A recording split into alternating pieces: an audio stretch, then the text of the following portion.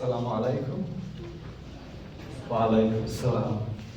Assalamu alaikum. Since you are so good in Arabic, maybe I'll continue in Arabic.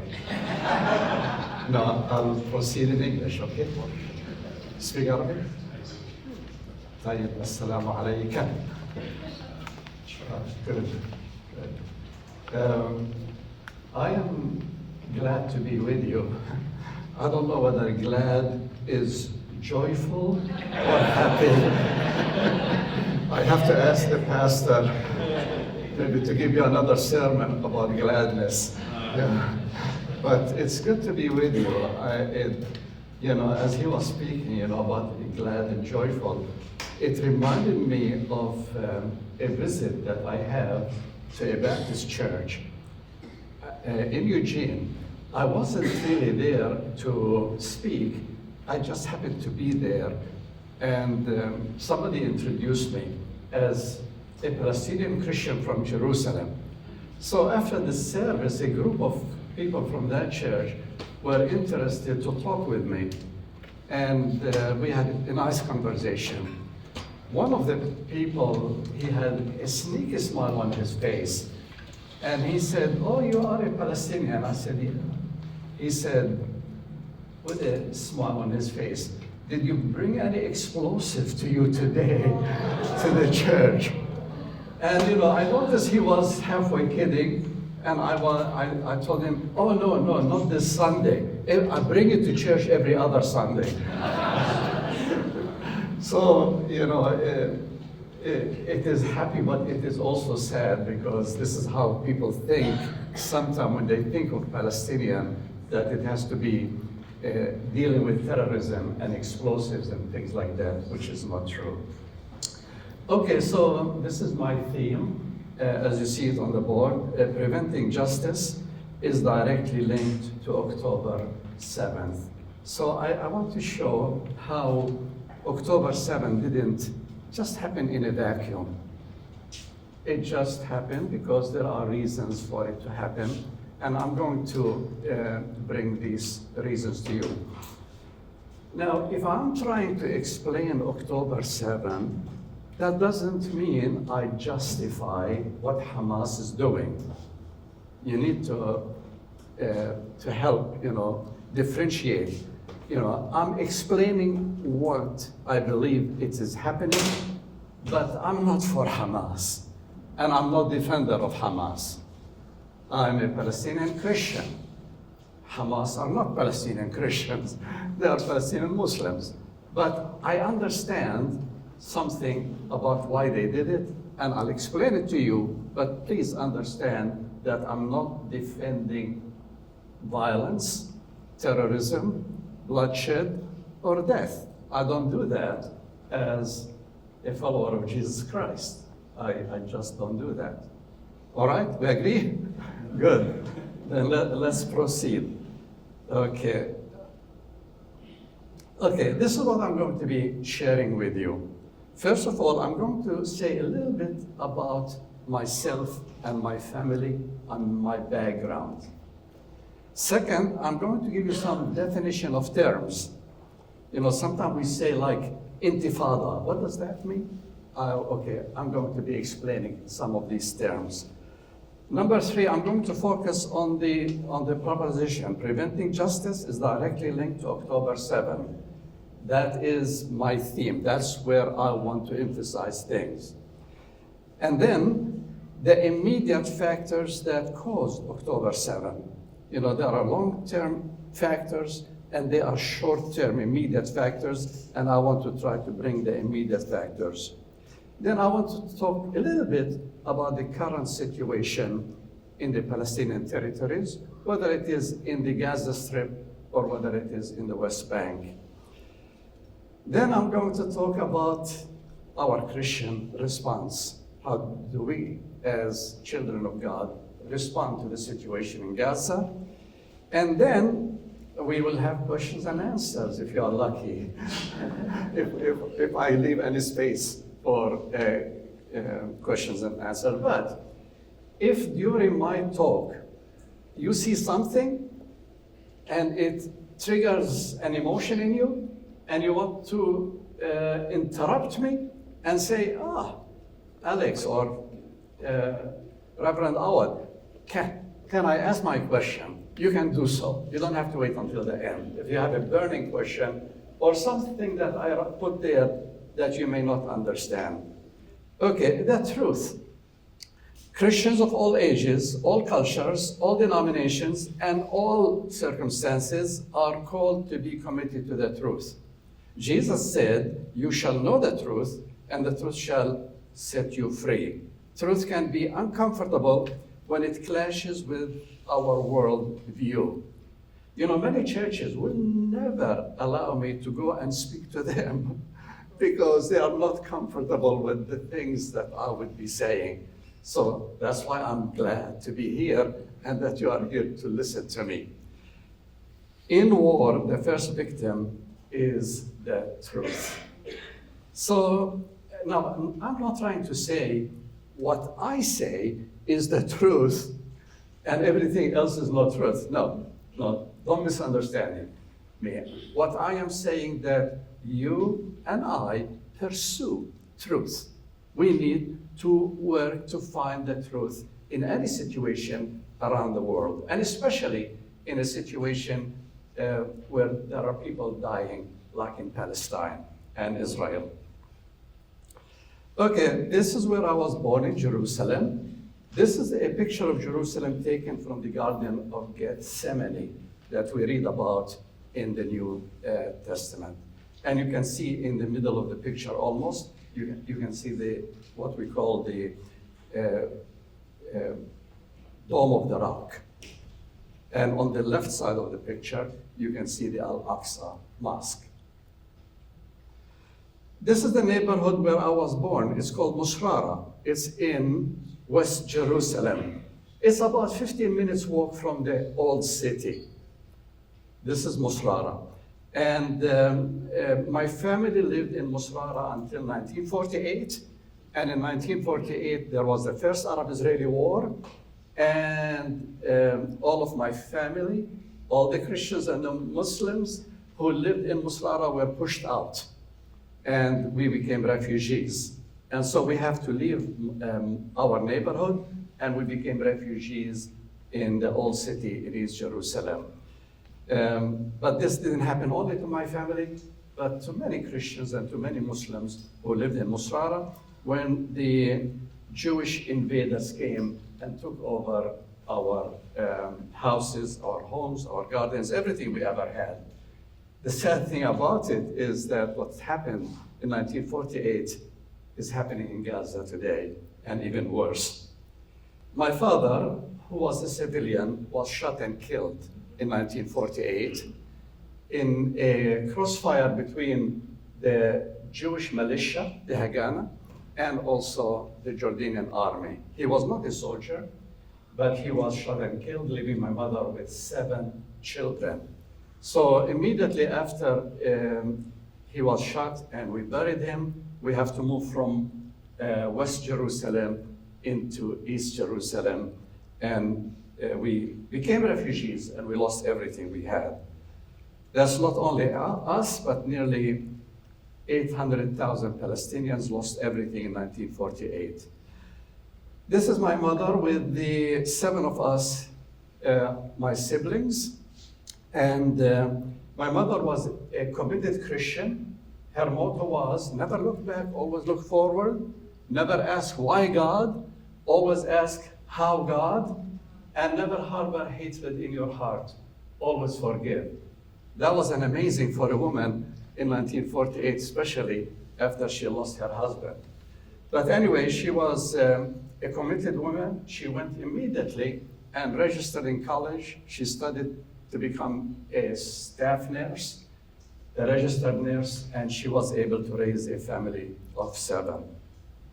So now I move into my second on my list, definition of terms. What do the terms mean?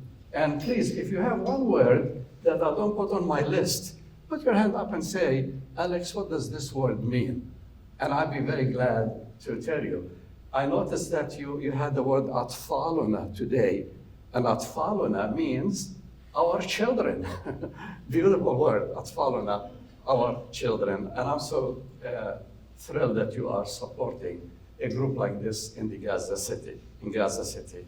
Okay, the word Arab, what does it mean? Here is the definition of an Arab. An Arab is a person who speaks the Arabic language and identifies herself or himself with the Arab culture. So being an Arab is more about language than anything else. It has nothing to, it doesn't have much to do with religion. It doesn't have much to do with race or blood. It has to do with a language. The Palestinians. Where do the Palestinians come from? Who are the Palestinians? Here is the definition. Modern Palestinians are the descendants of the Canaanites, Philistines, Jews, Samaritans, Greeks, Romans, Persians, the Crusaders, Arabs, and many other nations that have invaded Palestine and intermingled with its natives for millennia. So, you know, Palestine was a place where a lot of armies fought, conquered Palestine. Some of them lived in Palestine, intermarried in Palestine, and that made up the Palestinian people of today. So if you go back to my great-great-great-great-grandfather, he may be one of those Jewish people who lived during the time of Jesus, Peter, and Paul, and then later on converted to Christianity. We don't know, but that's a possibility. We are a people with mixed races that makes the Palestinian people of today. So, what's a Palestinian Arab? A Palestinian Arab is an Arab native of Palestine, or his or her ancestors are from Palestine. Like a Syrian Arab is an Arab from Syria, a Lebanese Arab is an Arab from Lebanon, an Egyptian Arab is an Arab from Egypt, and so on and so forth. There are 22 Arab countries, and those people who identify with Arab culture and speak the Arabic language, they call themselves Arabs. Now, we need to distinguish between Palestinians and Philistines, because there are a lot of people who confuse the two. The Philistines are Caucasian Sea People tribes from the Greek islands that settled on the eastern shores of the Mediterranean Sea. So the Philistines came to the eastern shore of the Mediterranean Sea, and the Jewish people came from Egypt and they settled in the hill countries, and the Philistines and the Jews, they fought for many, many, many centuries. But those Philistines are not the Palestinians.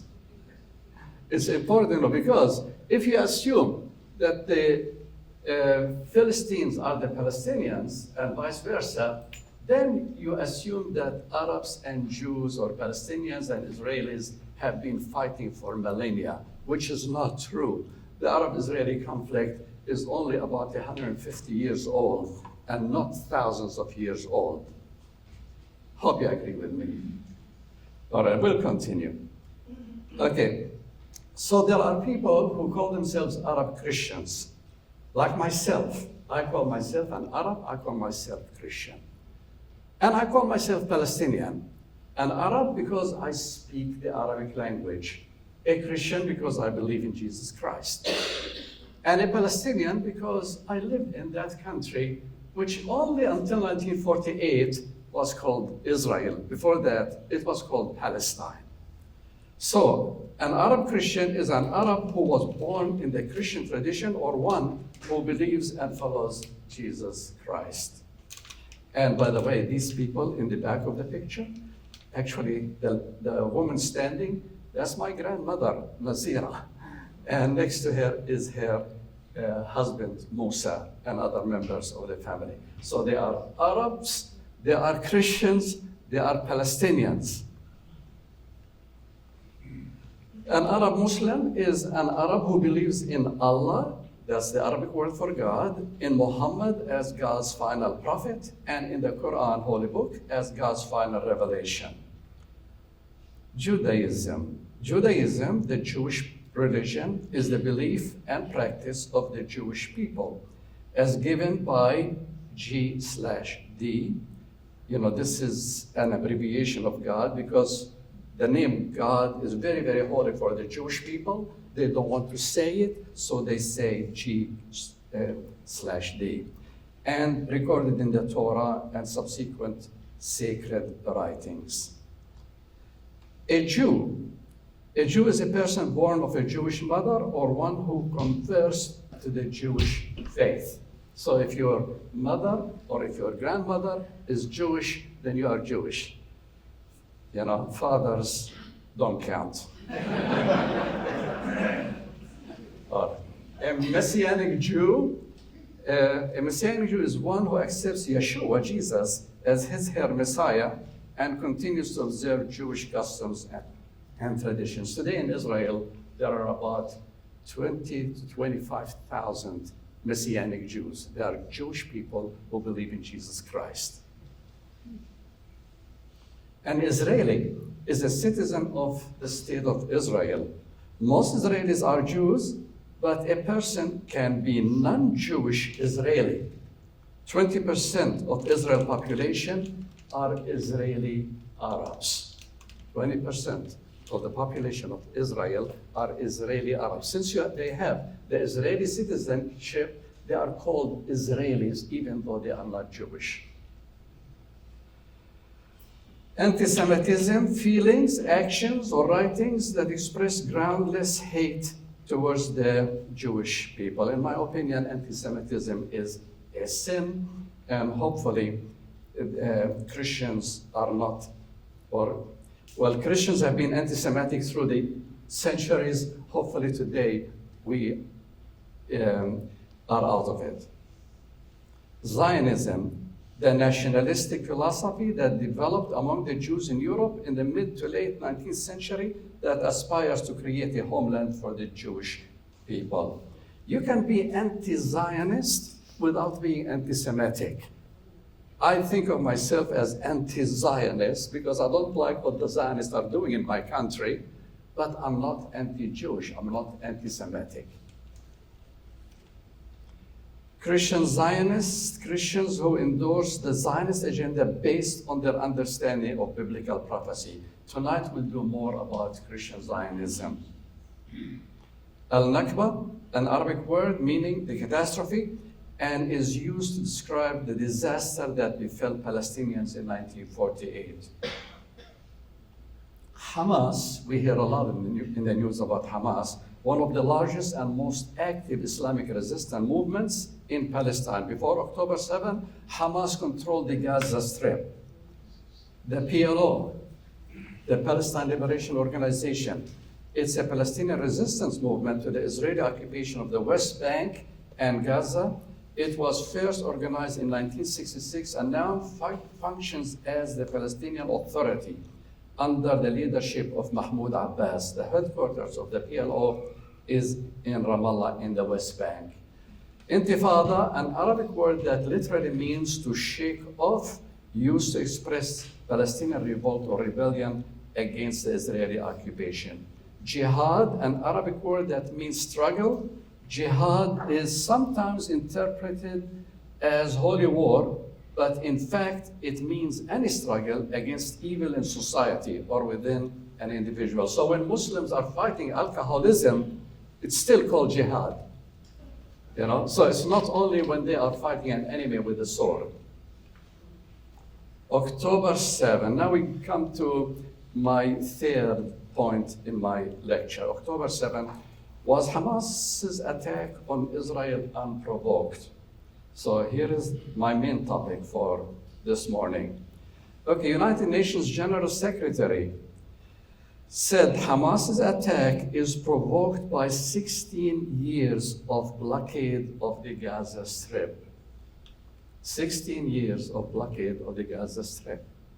So here is the Gaza Strip, and it was blockaded from every side by Israel except from the south, where you have the city of Rafah. It was blockaded by Egypt.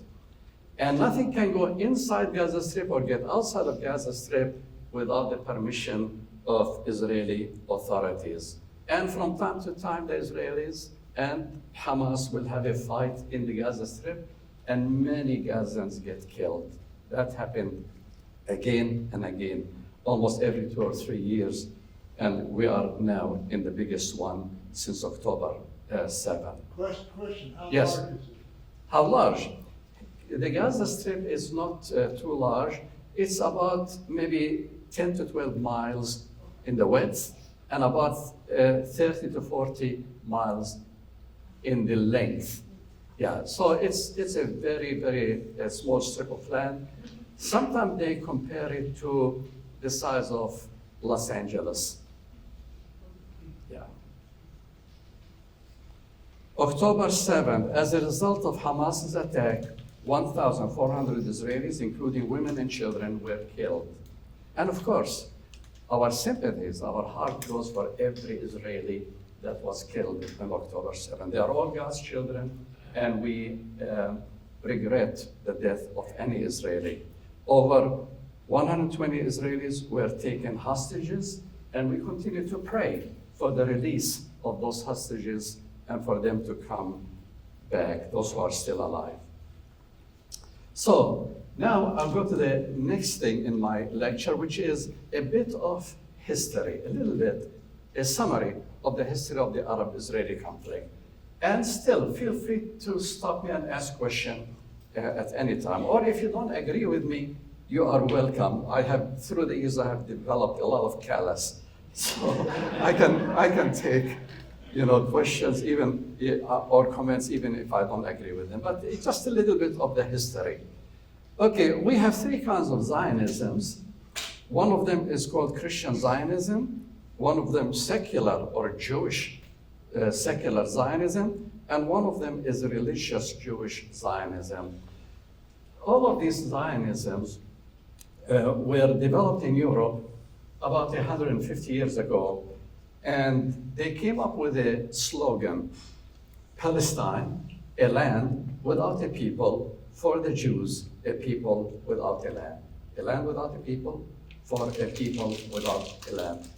And the purpose of these 3 Zionisms, whether it is Christian Zionism, secular Zionism, or religious Zionism, was to recreate a Jewish homeland for the Jewish people in Palestine. This is fine. There's nothing problem with that, as long as you don't totally ignore the people who are already living in Palestine. So here is as early as 1895, look at that, 1895, Herzl, the founder of Zionism, wrote in his diary, "We must expropriate gently the private property on the state assigned to us." He's talking about Palestine. "We shall try to spare it," means move away, "the penniless population across the border by procuring employment for it in the transit countries while denying it employment in our country." Can you imagine? The Jewish population in Palestine at that time was less than 3%. Less than 3%. And he was saying, we need to go to that country, move that population of Palestine out of Palestine, and have a Jewish state in their place. Then the Zionists, whether they are Christian Zionists, religious Zionists, or secular Zionists, they appeal to the British government. And the British government came up with this declaration, which we call the Balfour Declaration of 1917. His Majesty's government, that's the British King, view with favor the establishment in Palestine of a national home for the Jewish people. Palestine during the British Mandate, 1918 to 1948. So everything in the red here, that was called Palestine. Palestine during the British Mandate. And it stayed Palestine until 1948 when it turned to Israel. Now you notice in this map, you have some orange color or brownish color, you see, and you have lighter brown. The dark brown or the dark orange, these are the Jewish settlements in Palestine by 1947. And the lighter ones are the Palestinian land. Just by looking at this picture, you can see why it was hard for the Palestinians to accept the UN partition of 1947, 1948, because the United Nations came to partition the land, and they gave a little bit over half to the Jewish people and less than half to the Palestinian people, and that was really aggravating to the Palestinian people. Okay, Zionist expansionist agenda. This is from Ben-Gurion. He said, after we become a strong force as a result of the creation of the state, we shall abolish partition and expand to the whole of Palestine. Meaning that, yeah, let the United Nations make a partition, give us a peace, and then we'll expand to the whole of Palestine. And so you see the map on the left is the UN partition of Palestine in 1948. Then the map on the right is after the first Arab-Israeli war in 1948. What was left for the Palestinians are the shaded areas, which are the West Bank and the Gaza Strip. Everything else became what we call today the State of Israel. All of these dots are Palestinian towns and villages that were either destroyed or depopulated by the Israelis in 1948. My family, we are one of those people, one of those families that we lost everything we ever had, and we have to move from our home, leaving everything. We were never allowed to go back to get our belongings. And that's the same with all the Palestinian people. So here you have pictures from the 1948, the ones in the black and white, and picture in color, what happened in 2023 and 2024, Palestinian refugees then and now. UN Resolution 194, refugees wishing to return to their homes and live at peace with their neighbors should be permitted to do so at the earliest practicable date. And it didn't happen at all, not until today. After 1948, so far I told you the problems that we have before 1948 and during 1948. Now I want to move a little bit after 1948. Okay, in 1967, Israel also took the West Bank from the Hashemite Kingdom of Jordan, took the Gaza Strip and the Sinai Peninsula from Egypt, and took the Golan Heights all the way up in the north from Syria. A big problem became bigger, and the number of refugees doubled. And then the Israelis started to settle the West Bank. One of the Israelis, Prime Minister Sharon, he said to his people, everyone must move, run and grab as many hilltops as they can to enlarge the settlements. These are purely Jewish segregated settlements in the West Bank. Because everything we take now, Sharon said, will stay ours. Everything we don't grab will go to them, meaning will go to the Palestinians. Now, this is my picture. I'm the person in that picture scratching my nose, and in front of me is a Caterpillar bulldozer that is bulldozing the land of one of my students. His name is Tony Nassar. If you go to the Holy Land, you will visit the Nassar family's land that the Israelis are trying to take from them. But some of us, we stood right in front of this big machine to try to stop the takeover of this land from Tony. But this is happening in the West Bank all the time, where Israeli machines are trying to take Palestinian land by force. Of course, the Palestinians were not quiet. They revolted. Quite often, their revolt, we call it intifada, which means uprising. It's like when you take a sheet and you shake it, that's called intifada or intifada. And we try, this is what the Palestinian wants, to shake off the occupation from over their heads. So the Palestinians have several uprisings against the Israeli authorities. And one of the intifadas led into the 1993 Oslo Accords or understandings, where Rabin, Arafat, and Bill Clinton signed the Oslo Peace Accords. Everybody was optimistic at that time, even myself. I thought this is the beginning of the end of the Arab-Israeli conflict, because they promised the Palestinians, you will have a state in 5 years and will end Jewish settlements in the West Bank. But many Israelis were very unhappy. Among them is Netanyahu and Sharon. And among them is one young man called Egar Amir, who took his gun and assassinated Rabin. And the leaders who came after Rabin continued to build Jewish settlements in the West Bank. And so here's the West Bank, the map on the left. You can see all of these little dots are Jewish settlements in the West Bank built after 1967. And today the West Bank is totally divided into zones, A zone, C zone, H zone, so on. But the red enclaves are the Jewish enclaves and the green enclaves are the Palestinian enclaves. But Palestinians are being shocked and their territory becomes smaller all the time. Also, the Israelis are building a wall to separate themselves from the Palestinians. Most of the wall is built within the West Bank. And so the Palestinians are also against the wall and they revolt against what is happening. This is Gaza in 2008. I took this picture myself on one of my visits in Gaza. I used to teach a class for Bethlehem Bible College in Gaza. And this is another picture of the situation in Gaza about 2012.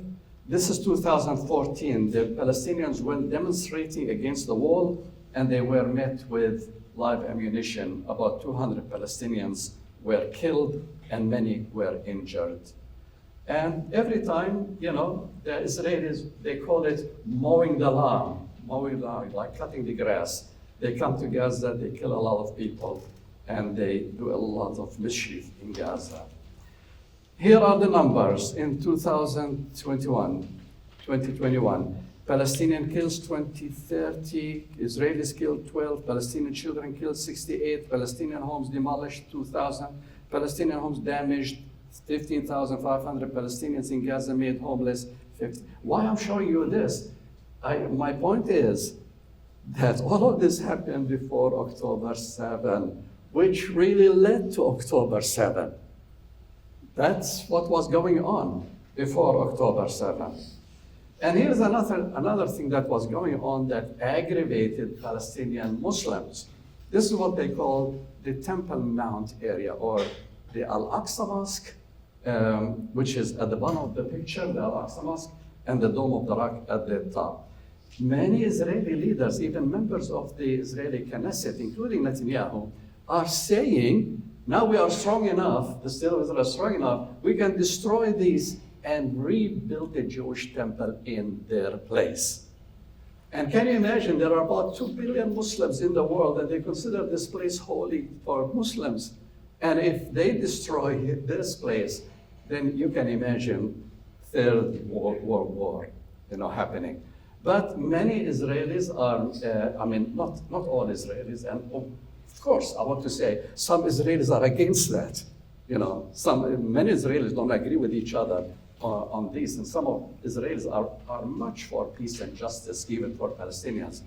But the radical Israelis are now controlling the Israeli government, and they want to build a Jewish temple in place of the Al-Aqsa Mosque. Netanyahu to the UN, he said, construction of a third temple will not be an obstacle to peace with Palestinians. Did he call the Palestinians and say, what do you think? I don't think he called the Palestinians and asked them whether construction of the temple would be an obstacle to peace, because every Palestinian, even Palestinian Christians, will tell you that building a Jewish temple in place of the Al-Aqsa Mosque will be an obstacle to peace. And so before October 7, and which led into October 7, there were many right-wing Israelis coming to the Al-Aqsa Mosque and causing really confrontation with the Muslim worshippers in Al-Aqsa Mosque. And that aggravated Hamas so much, and that led to their decision. Okay, since October 7, a lot of people were killed. Among them were many medics, doctors, nurses, people who are working to try to, help the Gazans with their health. One of them is this lady called Rosanne El-Najjar, killed in June 2018. Many journalists Over 150 journalists have been killed after October 7. Even before October 7, Shireen Abu Akleh, a Christian journalist, was killed. She's an American Palestinian activist. Nothing justifies the killing of Palestinian children. 20,000 children have been killed, and that is not including the children who are starving to death or children who are dying because they don't have medicine. So, and it doesn't count the Palestinian children who are still under the rubble, and we don't know anything about them. But really, I mean, this is big tragedy, the killing of the Palestinian children by Israelis. So why is this happening? What causes Israeli soldiers to bomb areas and kill so many Palestinian children at one time? Well, Chief Rabbi of Safad, a member of the Israeli Chief Rabbinate Council, he said, kill Palestinians to get closer to God. This is what he is saying to the Israeli soldiers as they march towards Gaza. He also said, the Palestinians are monsters and killing them is a religious duty. When a chief rabbi is saying this to his people, yes, the young soldiers are going to listen to him and they will kill Palestinians without feeling it. Another Israeli lawmaker is called Yalit Sheked, and she said, she calls for the slaughter of Palestinian mothers who give birth to little snakes. Once you dehumanize people, call them snakes, call them monsters, call them, terrorists, then you legitimize killing them. And that is what's happening in Gaza today. Since October 7th, most, if not all, hospitals and medical facilities have been destroyed or ordered to evacuate. Schools, churches, mosques, UN shelters, and bakeries have been targeted. No place is safe in Gaza. Over 42,000 Palestinians have been slaughtered, 180,000 possible total when you count all of those who are dying from starvation and dying from diseases.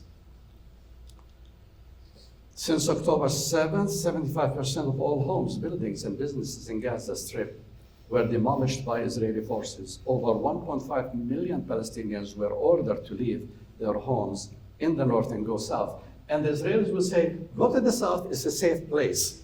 Then the people will go to the south to those safe places, and they are bombed there, and many of them are killed in what is called safe places. Since October 7th, over 700 Palestinians killed in the West Bank. This has nothing to do with Hamas, nothing to do with October 7th. These are Palestinians killed in the West Bank. Since October 7th, Palestinians in the West Bank lost what little freedom of movement they had. Unemployment in Bethlehem is over 70% because Bethlehem depends on tourism, and where there are no tourists, then the industry collapse. This should really break your hearts as Americans, because American bombs given to Israel caused this crater in the middle of the refugee camp that killed a lot of people. Only 2 weeks ago, this thing happened in a place called Massawi in the Gaza Strip. So the Israelis, they are using what you are offering them, your weapons, your money, your support of the United Nations. This is what makes them so strong and so bold. And sometimes, it makes me sorry, because I'm also an American citizen, but it makes me sorry for what my country is doing to the Palestinian people. This is the latest to be killed. She's a Turkish American person who went to Palestine to stand in solidarity with the Palestinian people, and she was shot and killed by an Israeli sniper in the head. This is her funeral. So this was how Palestine used to be. On the left side, you can see the map of Palestine as it used to be in 1947, and the last map is how Palestine looks today. And even now, they want all of the West Bank to be ethnically cleansed and be part of the state of Israel. Israeli policy toward Palestinians can be summarized in 2 words: no hope for Palestinians, no hope at all. No to a 2-state solution, no to a 1-state solution, no to ending settlement expansion in the West Bank. So what do the Palestinians look forward to? What can they hope for? You know, when the Israelis say, no, we will not. Netanyahu said, there will never be a Palestinian state on my watch. He doesn't want a Palestinian state at all, not even the West Bank. And of course, he doesn't want a 2-state solution. What are you leaving for the Palestinians if you don't want either? The only thing that is left, if there is no 1-state solution or 2-state solution, the only thing is left is what we have today, an apartheid state in the state of Israel. The state of Israel is an apartheid state. And your government, our government, is supporting an apartheid state in the West Bank and in the Gaza Strip, of course. Has Hamas sought long-term peace with Israel? On many occasions, Hamas's leaders extended an olive branch to Israel in the form of a 10-year truce. In Arabic, we call it hudna. Israel rejected such offers. If you want to read more about it, go to this website and you can read more about Hamas's repeated offers to have truce with Israel, and Israel will reject those truces. So what does our Bible say to us as followers of Jesus Christ? Rescue those being led away to death, hold back those staggering towards slaughter. Proverbs 24, 11 to 12. So we have an obligation to rescue those who are led away to death. What must this church, I'm talking to you, what must this church do now? Call for freedom of Israeli hostages, call for release of all Palestinians in the West Bank who have been incarcerated on October 7. I don't know why my computer missed number 1 or 2, because they are the best ones. Yeah. Can you read them? No, I can't read them for some reason. I'll tell you what's number 1. Number 1 is the most important. This is really why I came here. I want this church to declare itself anti-genocide and anti-apartheid church. Make a declaration. Our church is anti-apartheid and anti-genocide church. Come together. Say this crazy Palestinian guy suggested this. Can we think about his suggestion? Does it make sense? Do we have the courage to do it? Are we willing to stand against the Zionist lobby in our community? It's not easy to stand with justice, but I challenge you to do that. And the second one is call on your congressmen and women, call on your government to do what is just, what is right concerning Israel and Palestine. I don't want the United States government to be pro-Palestinian. I want the United States government to be pro-peace and justice. Because once you have peace, you have it for both sides, for Israelis and for Palestinians. And I want as much peace for the Israelis as I want it for my people, the Palestinian people.